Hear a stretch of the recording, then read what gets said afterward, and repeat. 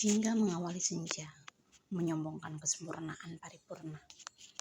Indah memang, pantas bila dengan bangga ia menepuk dada. Kutelisik setiap jengkal hamparan luas yang terbentang di atas bumi. Siapa yang mampu melukisnya, bila bukan Zat yang Maha Bisa? Andai saja takdirku juga tergurat seindah itu. Risau perlahan merayap kian meninggi, hingga berhasil mengokohkan diri di persinggahan segala rasa. Berharap senja mampu menjadi tabib peringkih kerisauanku. Namun, hanya sekejap, karena purnama memaksaku kembali erat merengkuh luka. Abang ada perjalanan dinas keluar kota untuk 7 hari ke depan. Jaga dirimu baik-baik ya.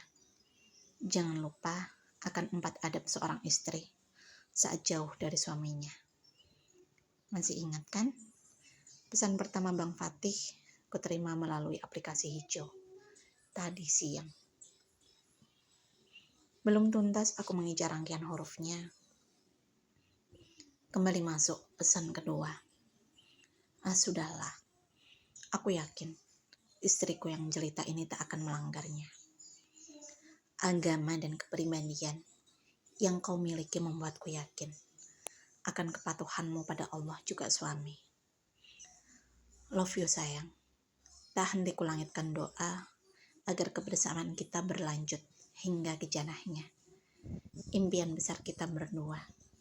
Jadilah istri solehah, permata hatiku. Isi pesan terakhir Bang Fatih. Seketika membuat dada ini berdenyut perih. Perjalanan keluar kota.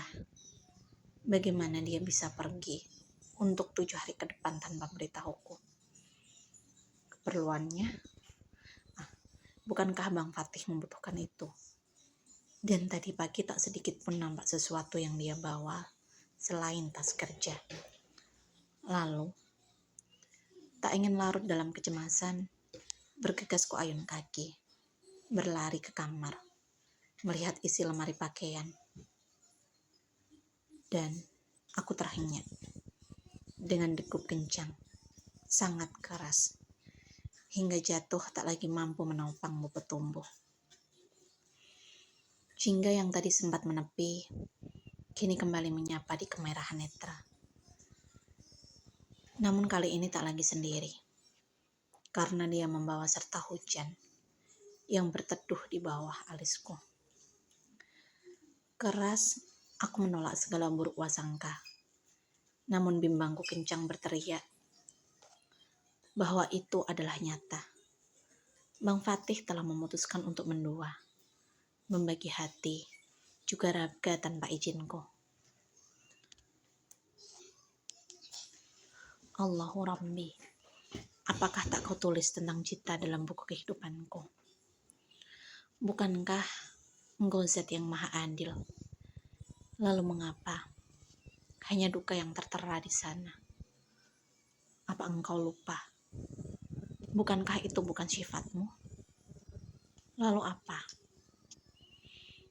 Aku mohon, bisikkan padaku, di mana akan kutemui bahagia. Ceritakan padaku sebuah dongeng tentang seorang permaisuri yang sangat dicintai rajanya. Gambarkanlah tentang warna kebahagiaan padaku. Apakah seindah pelangi selepas turun hujan? Atau seperti gemerlap ribuan bintang yang kau ciptakan di atas sana? Aku mohon, ceritakan itu, biar aku mampu mencicipinya, meski hanya melalui kata. Untuk kedekatannya nanti seberapa? 6 hari sudah, kuselami risau seorang diri, tanpa menerima sambungan bicara. Juga putusnya segala cara untuk menghubunginya. Entah apa yang terjadi, hingga ponsel Bang Fatih selalu di luar jangkauan setiap aku menekan nomornya. Sepertinya kepulangan Akbar ditunda karena masih banyak agenda yang belum terselesaikan di sini. Pesan singkat Bang Fatih masuk ke layar pipiku. Sengaja memang ku setel di nada paling tinggi, agar segera tahu sewaktu-waktu Bang Fatih menghubungi. Gesit ku tekan tombol hijau, bahkan belum selesai membaca bait terakhir dari pesannya. Tut, tut, tut. Nada panggilan terputus, bahkan sebelum sang empu menerima. Apa-apaan ini? Bang Fatih menolak panggilanku. Runtukku kian perih. Tanpa lelah, terus ku coba untuk menghubungi Bang Fatih. Hingga di panggilan ke-12, dirinya menyerah dan menekan tombol hijau, menghentikan gawe yang tak henti berteriak. Assalamualaikum. Sapanya lembut. Kenapa dari kemarin nomormu tidak bisa dihubungi, Bang? Seruku tanpa menjawab salamnya. Neng, maaf, tapi di sini jaringannya sulit. Jawabnya terjeda. Sulit? Apa kau yakin? Mengapa kali ini suaramu begitu jelas terdengar? Fakta yang jauh berbeda dengan langkahnya. Jaringan, bukan? Tangisku memangkas aliran dari mulutnya. Dan tadi, berapa kali aku mencoba menghubungimu, Bang? Apakah kau tak mendengar tandanya? Oh, maaf. Namun adanya jelas bila kau menolaknya. Kenapa, Bang? Apa ada yang kau sembunyikan dariku? Seruku, menahan mendung di pelupuk mata. Namun, parau suaraku jelas menggambarkan tentang kedalaman luka. Neng, mengapa kau selalu berprasangka buruk padaku? Bukankah sudah kujelaskan bahwa ada perjalanan dinas kemarin? Ini aku sedang ada meeting. Apakah salah bila aku tolak panggilanmu? Balas Bang Fatih keram. Gigih menyembunyikan kebenaran tujuannya. Oh ya, tolong ajari aku untuk tidak berprasangka buruk pada suami yang diam-diam pergi dengan alasan kerja, Bang. Apa itu wajar? Kau kemas segala keperluan tanpa sepengetahuanku. Bukankah itu adalah tugas seorang istri? Dan besar kau menaruh harap padaku untuk menjadi istri solehah, bukan? Lalu, mengapa kau tutup jalan mewujudkan itu? Tugasku bersama gerimis yang tak lagi mampu kubendung tetesnya. Aku menyembunyikan perjalanan ini karena tak ingin membuatmu sedih, Neng, elak Bang Fatih. Dan buktinya, bukan hanya sedih, tapi juga murka kau hadirkan dari caramu pamit itu, Bang. Teriak aku merandang.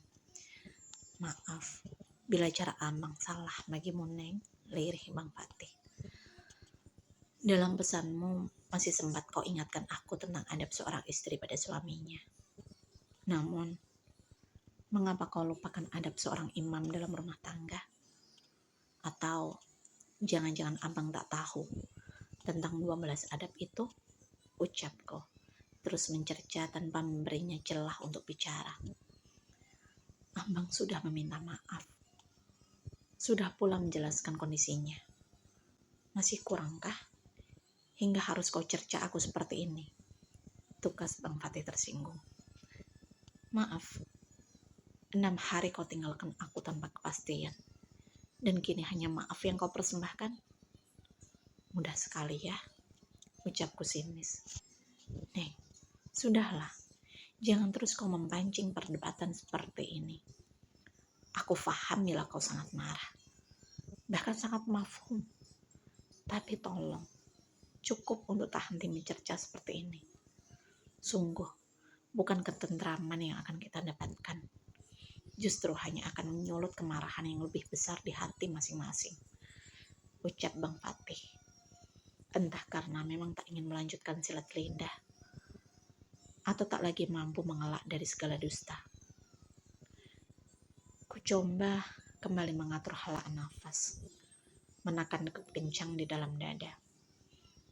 Kapan kau akan memperlakukanku dengan baik sebagai seorang istri, Bang? Apakah aku tak pantas mendapatkannya?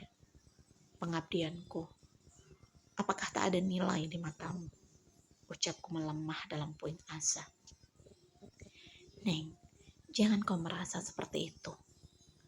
Tak ada aibmu menyandang status istri. Aku yang salah karena belum mampu menghadirkan pelangi untukmu. Maafkan aku, lirih Bang Fatih Parau. Ku kesat setitik embun di sudut netra. Benar, mungkin ini hanya sekedar wasangka belaka. Tak seharusnya ku ikuti alurnya. Maafkan aku, Bang, karena telah berburuk sangka padamu.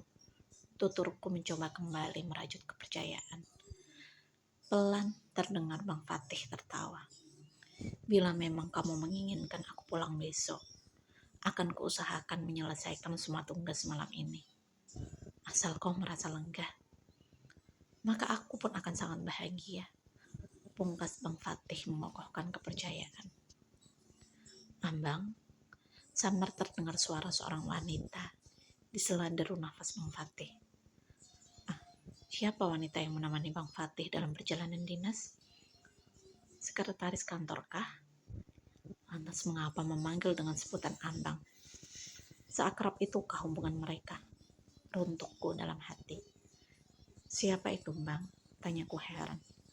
Lebih tepatnya curiga. Suara Bang Fatih samar, terbata-bata. Hingga beberapa saat kemudian tergantikan suara seperti kertas yang diremas-remas.